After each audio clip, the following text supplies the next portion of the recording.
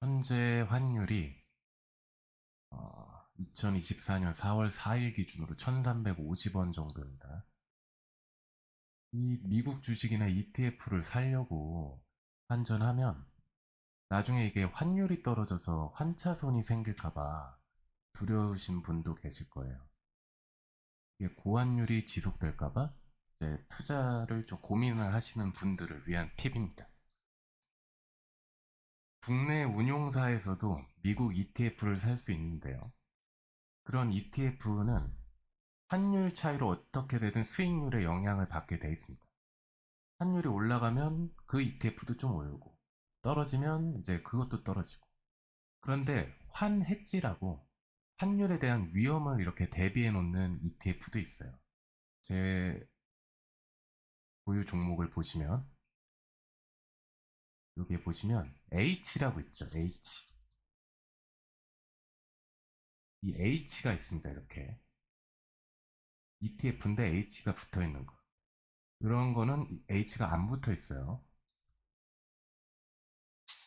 이런 것이 H가 붙어 있는 것이 환해지 상품입니다. 그러니까 환율이 막 떨어져도 수익률에는 거의 영향을 끼치지 않는 거죠. 이런 H 상품들을 좀 잘 이용을 해야 돼요. 제가 일본 주식이 토픽스 100, 그리고 여기 니케이 225, 여기 보시면 H가 없잖아요. 일부러 이렇게 위험이 돼 있는 상품을 매수를 했습니다. 지금 엔화 환율도 너무 낮고 일본도 이제 점차 금리를 올리겠다고 결정을 했기 때문인데요. 이렇게 환 위험이 있는 거와 환 해지가 있는 거를 잘 환율에 따라서 판단을 잘 내리시면 됩니다. 보통 미국의 ETF를 직접 매수를 하신다 하시면 나스닥을 추종하는 QQQ, 뭐 S&P를 추종하는 뭐 VOO 이런 것들을 매수를 하시는데 저는 달러를 지금 다 써버렸기 때문에 어쩔 수 없이 국내 ETF로 샀습니다. 지금 너무 환율이 너무 높으니까. 그리고 이것에 비해서 우리나라 이런 코덱스, 타이거, 뭐 코덱스는 삼성증권이고 타이거는 뭐 미래에셋이죠. 이런 외국 ETF를 국내에서 운용하는 운용사에서 사면은 수수료가 비쌀 거라고 생각하시는데 우리나라만큼 ETF 보수가 싼 나라가 그렇게 많지 않습니다. 그냥 사세요. 싸요. 뭐 미국이 예를 들면 지금 이 QLD 같은 경우에 이게 QLD거든요.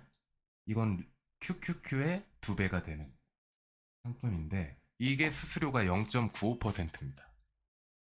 근데 똑같이 우리나라 2배가 되는 이 미국 나스닥 레버리지는 이거 같은 경우에는 수수료가 0.3%입니다. 물론 분배금은 없어요, 이게. 그렇다고 해서 저게 뭐 외국 거가 분배금이 엄청 많이 주는 건 아니고요. 그러니까 크게 차이가 없지만 장기적인 수익률로 봤을 때는 저는 개인적으로 달러가 있으시면 QQQ나 이런 외국 ETF를 매수하시는 걸 추천드립니다. 그리고 또 하나 장점이 있습니다. 국내 운용사가 외국 지수를 추종하는 ETF. 이 장점이 뭐냐면 이런 것들을 ISK 계좌로 이제 절세 효과를 받을 수가 있어요. IS 계좌는 해외 주식이나 ETF를 직접 매수할 수가 없습니다. 그래서 주로 ISA 계좌를 이제 외국 주식을 사야 된다. 그럴 때 이런 외국 지수를 추종하는 국내 ETF를 매수를 하게 되는 겁니다. 자, 이게 제 ISA 계좌인데요. 이렇게 구매가 가능합니다. 근데 이 ISA 절세 계좌는 외국 주식이나 외국 ETF를 직접 구매를 못해요. 그러니까 이런 걸 이용하면 절세 효과도 받고 그리고 분배금 같은 경우 저 같은 경우에는 다 레버리지라 분배금이 없는데 분배금, 배당금 이런 거에도 절세 효과가 대단합니다. 무조건 만드셔야 돼요. 아이스 계좌는. 마지막으로 환 해지가 되는 ETF를 찾는 법입니다. 전 나무 기준으로 설명을 드릴게요. 자, 여기 환 해지가 있죠. 한 위험 해지, 환위험 노출. 한 차익을 다 얻고 싶다. 그러면 노출로 하셔야 되고요. 지금 환율이 너무 높아서 떨어질 가능성이 있다고 생각이 되시면 환위험 해지를 누르시면 됩니다. 그러면 이렇게 나오는데 지금 보시면 총 94개가 있네요. 우리나라의 환 해지가 되는 ETF는 총 94개입니다. 지금 현재. 베트남도 있고 유럽 탄소 배출권도 있습니다. 일본도 당연히 있고요. 원유 이런 ETN 상품도 있습니다. 들어가셔서 이 ETF가 구성하는 종목이랑 그동안의 수익률 그리고 수수료 그런 것들을 잘 확인하셔서 매수하시면 됩니다. 오늘은 여기까지고요. 큰 수익 나시길 바라겠습니다.